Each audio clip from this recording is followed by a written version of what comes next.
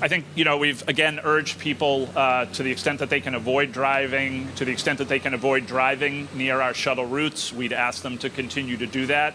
I think it is a concern. We do see tremendous variability.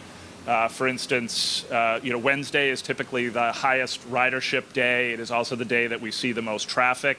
Our run times today on a Friday before a 3-day holiday weekend, our run times today are definitely significantly better, probably on the order of 10 to 15 minutes better than they are on those days where we see more traffic. So to the extent that folks can avoid our shuttle bus routes and not drive in those areas, it certainly helps us. It's something we'll continue to monitor throughout the surge. And then just one more, if I may.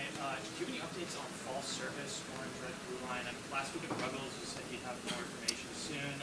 Unless I missed it. Yes, we made an announcement at the board meeting. We will continue the current level of service that we are currently offering on the Red, Orange, and Blue Line. So there will not be a change in service. We'll continue to be running the reduced service level that we put in place mid-June. What about the Green Line? How's the Green Line work coming? And sometimes it feels like the Green Line shuttles are the forgotten relative. I waited 20 minutes in Government Center. How's that going? The Green Line work is progressing well. We continue to be on target to open the Medford branch of the Green Line later this fall. But we're happy with the way that work is progressing. I will take a look. I will follow up on your question. I will take a look at how those shuttles are running. I heard there was some kind of audit being performed with the Red and Orange Line new cars. Is there an audit being performed with some OSHA violations or anything? I'm sorry. An audit. I heard there was an audit being performed with the new Orange and Red Line cars. CRRC. Is there anything to that? I'm like OSHA workplace violations? I'm not familiar. It's something I can look into, but that doesn't ring a bell with me. Yeah, just a worker mentioned it. Okay, news to me. I'm not familiar with that. Steve, any concerns about safety on the shuttle buses with the attack on the driver, and do you have any information about how the driver's doing and what people can expect? I know the driver. Service use shuttle bus. I know the driver was released from the hospital late yesterday. I had the opportunity to speak with them this morning. They said, they'd, and I think I want to respect their privacy, but I did have the opportunity to speak with them this morning. So obviously, anytime we have any sort of incident like that on a bus, whether it's a diversion bus or one of our buses with an MBTA driver on it, it's a matter of concern. I think I just want to urge everyone with our MBTA employees, with anyone affiliated with the MBTA who's driving a bus, please respect the drivers. Please listen to the drivers.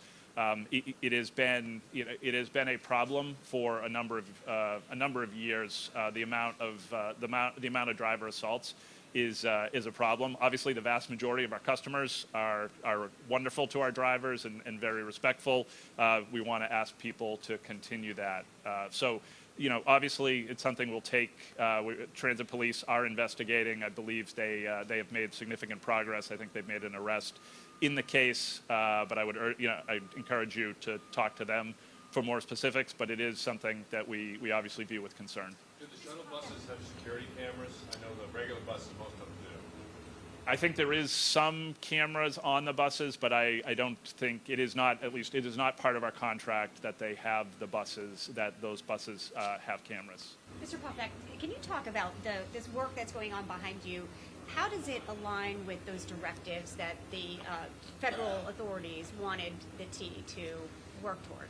Sure. One of the 4 special directives that was issued, I believe it was June 15th, by the FTA, talked about additional access for maintenance crews to do work on the tracks. And what this shutdown really is all about is giving that 24/7 access to maintenance crews so that they can do work and that they can be more productive. The example that I gave in my remarks was that our maintenance crews that went in and did track work between Downtown Crossing and State Street, in our typical work window on the overnight, could only do about 39 feet every night in terms of what they had available, in terms of they have to mobilize, do the work, and then demobilize and get the system running again. When they have 24-hour track access, like they did in the case about downtown crossing to State Street, they were able to get 900 feet of track work done in 2 days. It's really an order of magnitude change, and I think that is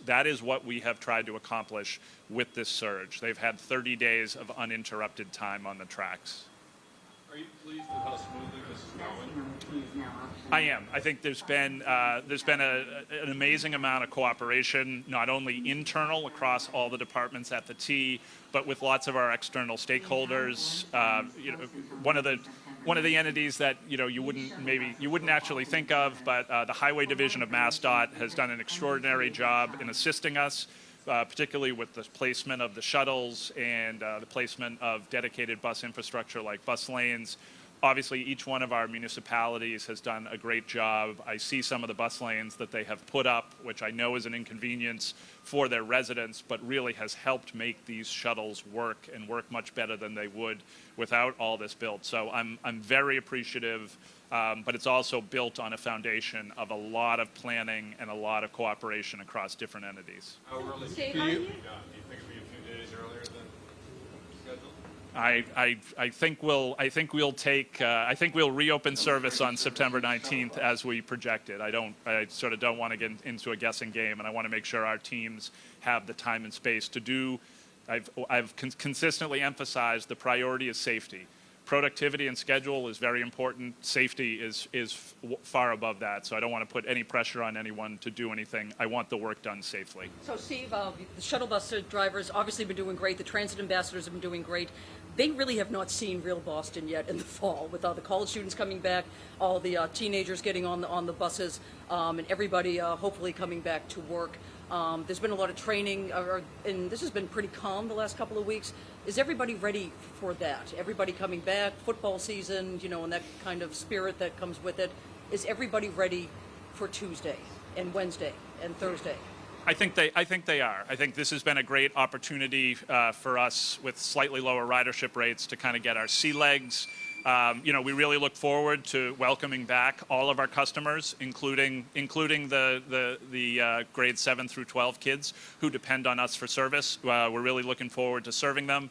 I think I've seen some coverage of some many of these bus drivers have really delivered with some degree of personality, and I think we look forward to serving these customers. We're ready. Let me ask you another question. You're talking about how so much work can get done when you shut down a line like this, and only this kind of work can get done when you shut down a line of this.